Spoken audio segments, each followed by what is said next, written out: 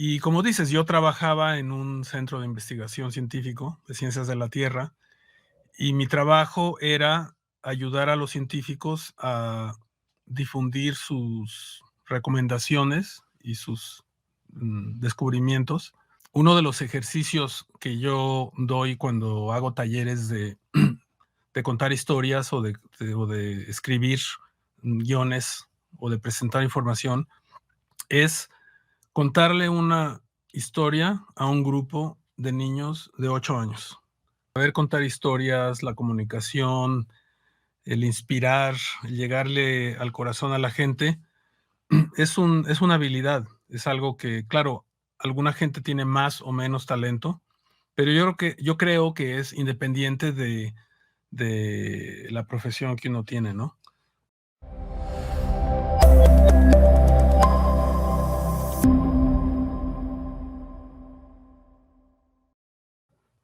Hola, ¿qué tal amigos de Saber Más Radio y Saber Más Media? Qué bueno que están con nosotros en Saber Más, revista de divulgación de la Universidad Michoacana de San Nicolás de Hidalgo. No sé si usted se ha imaginado, sobre todo si es padre de familia y le ha tocado pues esa lucha compleja, difícil y perdida, hay que decirlo, sobre los videojuegos, sobre las películas, el cine y todas estas cosas que a los niños y a los jóvenes pues les encantan. Ahora imagínense que a través de un videojuego estos niños pueden saber qué hacer en caso de un desastre, ¿no? Temblor, una erupción volcánica, un incendio, o que pueden ir modificando sus hábitos alimenticios, o que pueden aprender sobre sus derechos, pero en una suerte de no libro, no una lectura especializada o una clase, sino un elemento lúdico que les emocione, que ataque sus emociones, que les divierta, que les entretenga y al mismo tiempo ir aprendiendo casi sin saberlo, ¿no? Pues esto es posible si consideramos el potencial que las nuevas tecnologías nos proporcionan eh, como un elemento que no debemos de descuidar. Nosotros eventualmente pasamos cine del más comercial e incluso ahí podemos encontrar elementos de discusión desde la perspectiva de la ciencia. Y bueno, para hablar de experiencias reales en este sentido, hemos invitado a Isaac Kerlow, cineasta, videoasta, animador de pues, altos vuelos, que vino a la Universidad Michoacana a darnos una charla sobre cine, videojuegos, ciencia y aprendizaje, ¿no? Y diversión de manera fundamental. Y no hay que perder de vista este concepto, diversión, ¿sí? Porque me parece importantísimo. Isaac, pues gracias por aceptar esta charla con nosotros. Sí, gracias por invitarme, Horacio, es un placer. Oye, pues venimos saliendo, para los que nos escuchan en la radio, es grabado este programa de una charla muy interesante sobre tus experiencias que tienen ya muchos años en regiones del mundo que, bueno, nos pueden parecer exóticas, pero son muy interesantes, donde vive gente, pero donde también hay fenómenos naturales, volcanes, el océano que se desborda, huracanes, bueno, allá monzones, esas cosas que tienen consecuencias directas sobre la sociedad. Y tú te has enfocado mucho tiempo de tu carrera pues a ir documentando esta situación desde la perspectiva sí de la ciencia, pero acercándose a esa población que finalmente es el elemento más interesante de la ciencia, ¿no? ¿Nos podrías platicar algo sobre este punto que has hecho en esta parte de tu carrera? Sí, mira, gracias por la pregunta. Pues, como dices, yo pasé una década y media viviendo en el sureste de Asia, que incluye a países tan diversos como Vietnam, Tailandia, Indonesia, Filipinas, culturas muy diversas, pero que de alguna manera u otra me recordaban mucho México. No solo por el clima y la mezcla cultural que tienen por allá, sino también por la manera como se vive. Y como dices, yo trabajaba en un centro de investigación científico de ciencias de la Tierra y mi trabajo era ayudar a los científicos a difundir sus recomendaciones y sus descubrimientos. Pero como cineasta y como ser humano, a mí lo que me fascinaba era tener contacto con todo tipo de gente. Y cuando digo todo tipo de gente, realmente quiero decir todo tipo de gente que tenían que vivir sus vidas o que tienen que vivir sus vidas con la presencia constante de desastres naturales y con la memoria de haber perdido partes importantes de su vida o de su familia o de sus pertenencias, y con la preocupación de que en el futuro esto puede ocurrir otra vez. Entonces, estas zonas son regiones en las que hay desastres naturales constantemente, el riesgo es muy alto y bueno, se vive con eso, es parte de la cultura. Y a mí como ser humano me interesa pues cómo vive esta gente sus vidas y qué es lo que yo puedo aprender de ellos y de ellas. Y bueno, pues fue una experiencia fascinante hablar de este tipo de cosas prácticas y filosóficas con gentes que vienen de otros lugares, hablan otros idiomas, pero a final de cuentas conectamos porque somos seres humanos. Sí, fíjate que hablando de los científicos, nosotros creemos, porque es una creencia, no un saber, que dándole información a la gente y más información, pues vamos a cambiar sus concepciones, a veces equivocadas, a veces peligrosas, o su actuación frente, por ejemplo, a un desastre. Entonces nos limitamos a dar grandes discursos, nos invitan a la tele o a la radio y nosotros le explicamos, no, pues es que está sucediendo un fenómeno de convergencia de la interfase de tal y tal cosa. Y la gente debe de entender y normar su comportamiento. Y hemos desconectado totalmente de los recursos que tenemos alrededor y de un aspecto fundamental que tiene que ver con la emoción o las emociones, ¿no? Es decir, ¿cómo me comunico con la gente que no sea comunicarme con un colega? ¿Cómo puedo yo comunicar mucha información, pero a través del lenguaje que la gente habla, que siente? Entonces, esta es una parte complicada, sobre todo del lado de los científicos, ¿no? Entonces, tú trabajas en esta parte precisamente abordando eso, y eso me parece una experiencia interesantísima, ¿no? Cómo salirnos de la exactitud del dato e ir hacia las emociones, ¿no? ¿Cómo abordaste esto? Tú vienes desde el área del arte y entonces, bueno, entiendes este lenguaje, pero ahora hay que caminar hacia el científico, ¿no? ¿Y cómo hacer para convencer al científico? Ok, pues mira, son varias preguntas y a ver, voy a comenzar diciéndote que uno de los ejercicios que yo doy cuando hago talleres de contar historias o de escribir guiones o de presentar información es contarle una historia a un grupo de niños de 8 años. Improvisar y contar una historia que mantenga la atención de ese grupo. Entonces, cuando lo haces, te das cuenta realmente lo que es mantener la atención de alguien o no mantenerla. Porque un niño o una niña de 8 años, un grupo de niños de 8 años, si les interesa, van a poner atención y van a estar, su imaginación va a estar metida en lo que tú les estás contando. En el momento en que tú desvarías y dices cosas que no les interesan como público, se desconectan, se paran y se van. Entonces, para mí, hacer ese ejercicio a gentes que hagan cine o a gentes que traten de comunicar ciencia o a cualquier tipo de gente, es un ejercicio fabuloso y brutal porque te das cuenta de que cuando a la gente no le interesa algo, se desconecta. Entonces, a lo que voy es que tenemos que ser, cuando contamos historias y cuando transmitimos información, tenemos que tener la suficiente humildad para darnos cuenta de que ese momento de transmisión de conocimiento no es nuestro momento, es el momento del público. Si lo que nosotros decimos no agarra la imaginación del público, estamos fracasando. Aunque demos una conferencia magistral aquí por 2 horas y el objeto de comunicar es capturar la imaginación de la gente. Y eso es lo que tú te refieres como como emociones, o sea, Ujú. agarrar sus emociones, hacerlos que te sigan, que sean parte de la historia y que la guarden en algún lugar de su cabeza y que en el futuro la usen.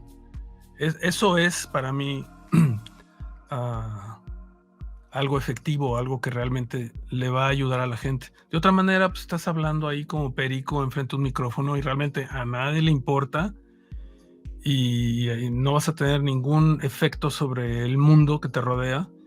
Y bueno, esto no tiene nada que ver, no es nada más la ciencia. O sea, cualquier gente que esté tratando de comunicar algo tiene que tener al público en su mente como primera persona.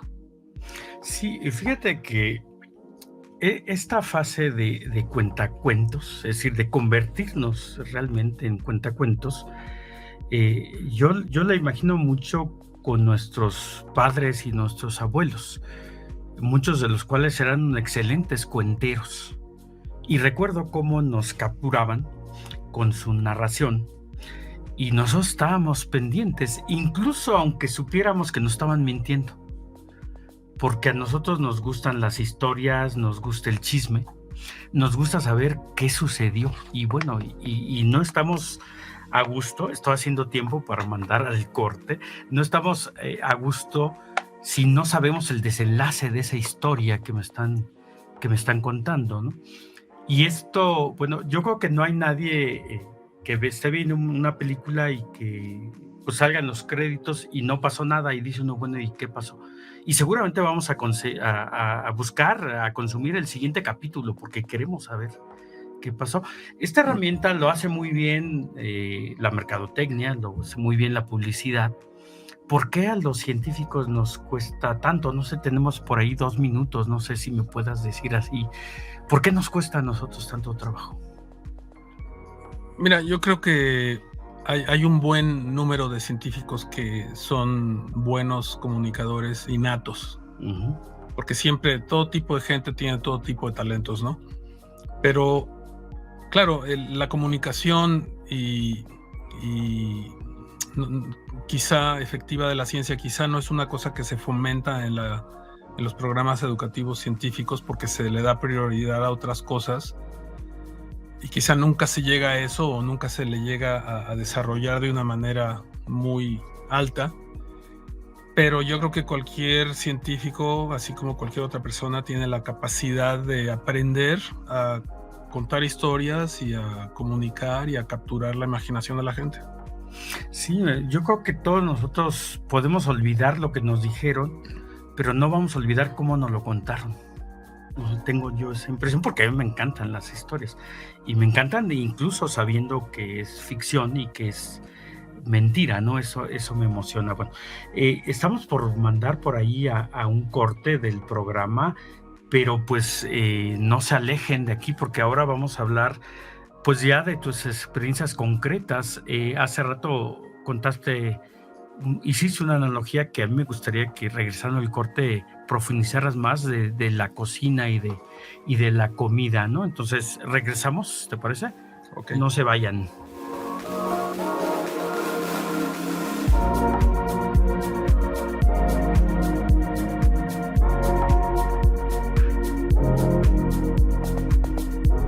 Muy bien, amigos de Saber Más Radio y Saber Más Media, qué bueno que se quedaron con nosotros porque estamos hablando de cine, arte, juegos y conocimiento y aprendizaje.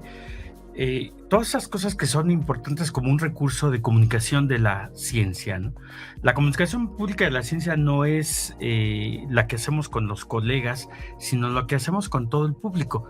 Y recordemos que nosotros, los investigadores, somos público en general en aquellas áreas pues que no son nuestra especialidad y también queremos pues que se nos explique con peras y manzanas las cosas, ¿no? Y que nos interesen. En el corte anterior hablábamos de esta dificultad de los científicos para comunicar, y no estoy hablando en general, hay gente muy talentosa, por supuesto, y pudiera quedar, no sé, la atención de que, por ejemplo, la publicidad toda logra lo que quiere. A lo mejor me estoy equivocando y estoy haciendo una generalización inválida. ¿Cómo ves? Pues mira, yo creo que el saber contar historias, la comunicación, el inspirar, el llegarle al corazón a la gente, es una habilidad, es algo que, claro, alguna gente tiene más o menos talento, pero yo creo que es independiente de la profesión que uno tiene, ¿no? Hay escritores que son geniales y que escriben novelas interesantísimas, inspiradoras. Hay escritores que no son tan buenos y que escriben novelas que pues son aburridas. O gente muy buena para escribir, pero para hablar, fatal, ¿no? Sí, X, o sea, yo creo que es una habilidad y esa habilidad se puede aprender. Hay gente que tiene más o menos talento, pero creo que no tiene que ver con el hecho de que uno sea científico o no científico, publicitario o no publicitario. Es una cosa que se aprende. Es como jugar fútbol. O sea, cualquier gente puede llegar a ser buen futbolista. No vas a ser un genio, pero si aprendes cómo jugar, colonia te van a invitar. Exacto, vas a poder jugar, ¿no? Sí, no va a ser Messi, ¿no? Exacto. O algo así. Exacto. Sí, muy bien. Esta parte me interesa mucho porque pues nos das buenas esperanzas, o sea, tenemos remedio, ¿no? En el lado de la ciencia, ¿no? Si nos ponemos a estudiar, a platicar, a practicar y pues aprender de quienes ya lo hacen, que es una parte fundamental, y a mí me gusta mucho tu visita en ese sentido, ¿no?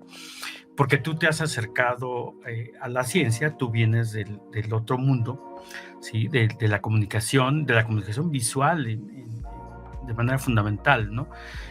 Últimamente nos hemos ido dando cuenta que las imágenes son poderosísimas para compartir conocimiento, porque resumen en un espacio pequeño un montón de cosas, ¿no? Entonces, en ese sentido, pues no sé, los videojuegos, por ejemplo, que están medios estigmatizados en una parte de la población, en realidad es una herramienta poderosísima. Según lo que escuchamos el día de hoy, podemos avanzar muchísimo si cambiamos nuestra percepción con la que nos enfrentamos a un videojuego, incluso un videojuego que no tiene para nada propósitos educativos, ¿no?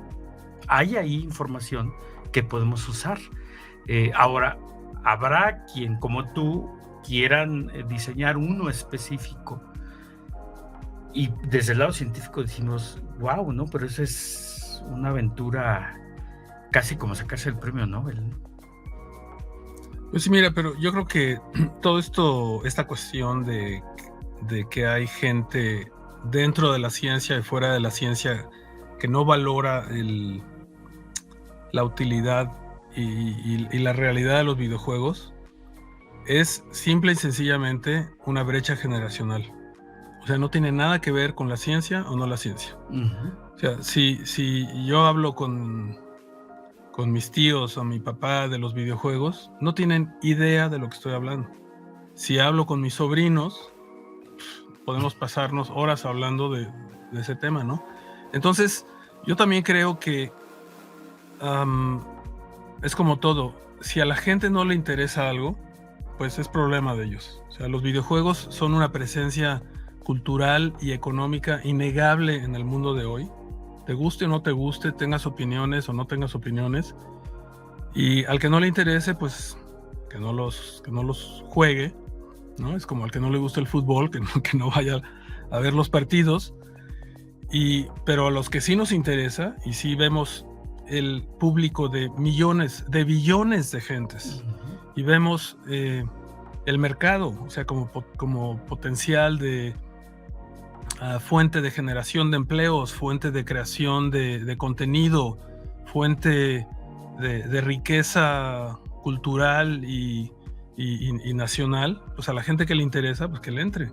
Y yo creo que es una parte del futuro muy importante, y hay países que se han dado cuenta de eso y que fomentan el desarrollo en esas áreas porque se dan cuenta de que no es un jueguito, no es una tontería, es una fuente de empleo, de ingresos, de poder económico, de poder cultural y de educación. Y entonces, últimamente, si tú tienes una sociedad, tienes una manera de educar a tu sociedad y a tu comunidad a través de lo que sea, juegos, películas, televisión, X, pues hay que hacerlo, ¿no? Entonces yo realmente soy de la opinión de que si no te interesa algo, si hay alguien que no le interesa algo, pues que no les interesa. Yo ya creo que no vale la pena desperdiciar energía en convencer a la gente que no está interesada en hacer algo. Si no está interesada, pues que no lo haga.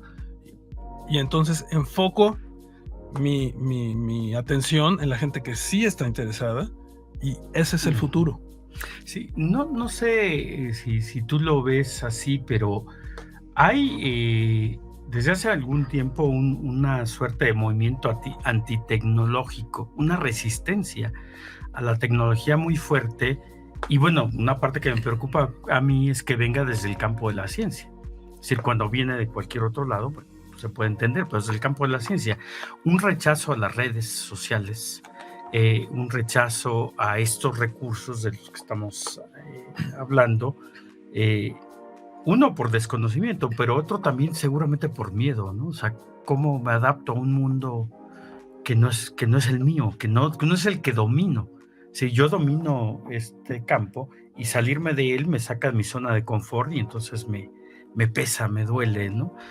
Pero finalmente los niños, los jóvenes es lo que ven, como lo dices tú, ¿no? Hay países, a propósito de tu apellido, de Kerlow, los bálticos están muy metidos en este tipo de recursos, en educación, precisamente, ¿no? Entonces, como que necesitamos usarlos.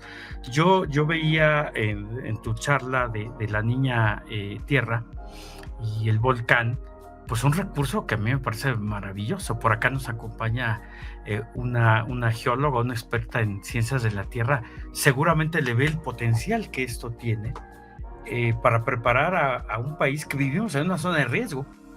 O sea, volcanes, huracanes, crecientes de ríos, epidemias, pandemias. Bueno, qué mejor que un recurso que es masivo y que además es divertido. O sea, el aprendizaje puede ser muy divertido, ¿no? No sé tus experiencias, por ejemplo, con estos videojuegos. ¿Han medido? Evaluar es muy difícil, pero ¿han medido qué pasa con estos niños que juegan un videojuego que les enseña a cómo minimizar los riesgos de un desastre? ¿Qué pasa después de que han avanzado varios niveles? ¿Han medido de alguna manera? Esa es muy buena pregunta. Es muy buena pregunta porque este juego de la Niña Tierra, Volcán, lo desarrollamos en el contexto de un centro de investigación científico. Y claro, en el contexto de la ciencia, pues todo se mide, ¿no? Todo es basado en información numérica y cuantitativa. Entonces, claro, esa es una cuestión un poco delicada porque hay distintas maneras de ver cómo alcanzas la meta a la que buscas. Sí medimos el juego, pero ¿cómo te diría? Nuestra intención inicial era hacer evaluaciones cualitativas, llegar y ver qué tanto se había metido el grupo de niños a jugar un juego. O sea, fuimos a muchísimas escuelas, llevábamos el juego y veías inmediatamente que niños de 7, 8 años que no tenían conocimiento de esto estaban pero de lleno en el juego, trabajando en equipo, consultando unos con otras cuál sería la mejor estrategia. Y digo, cuando ves eso, cuando ves esa imagen, dices, no, este juego está funcionando. Nos resistimos los primeros 2 o 3 años a hacer evaluaciones cuantitativas, porque hacer evaluaciones cuantitativas en ese ámbito es un poco complicado. Sí. Y a menos que lo hagas de manera muy extensiva y de manera muy experta y muy exhaustiva, no te da resultados representativos, y realmente nosotros no teníamos los recursos para hacer ese tipo de estudio. De hecho, como yo les decía a mi equipo de colaboradores científicos, mi trabajo fue concebir el juego y producirlo. Ahora, si ustedes quieren que alguien evalúe el juego, ese es otro tipo de trabajo que requiere años y otro equipo y otro presupuesto. Pero sí, es una pregunta muy válida. Y también la otra cosa que yo digo es, el mercado y la sociedad te dan respuestas de lo que es aceptado socialmente. Y cuando un juego vende copias, quiere decir que a la gente le gusta.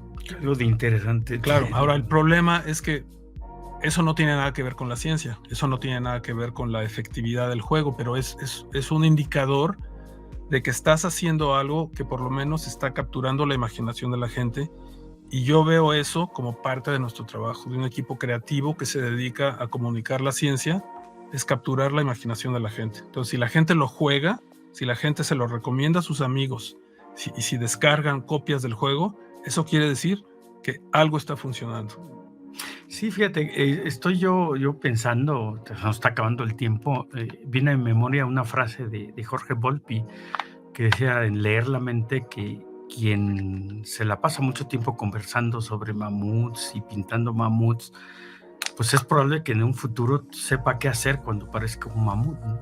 Es decir, no necesariamente le enseñó, pero algo ahí quedó. Entonces yo estoy imaginando estos niños que están jugando, eventualmente se pueden enfrentar a un hecho real y han entrenado su conexión muscular y cerebral para qué es lo que debo hacer en ese momento. Sería un proyecto de investigación gigantesco, ¿no? Evaluar si les ha cambiado algunos aspectos. Yo quiero ser optimista y creo que sí, porque lo hemos visto en otro tipo de casos, ¿no? Se nos acaba el tiempo, Isaac. Te queremos agradecer mucho por tu visita y pues esperemos pronto vernos por acá o seguir viendo tus productos. Gracias a ti, muchas gracias. Bueno, muchas gracias. Terminamos, no se pierda y búsquenos en la siguiente semana.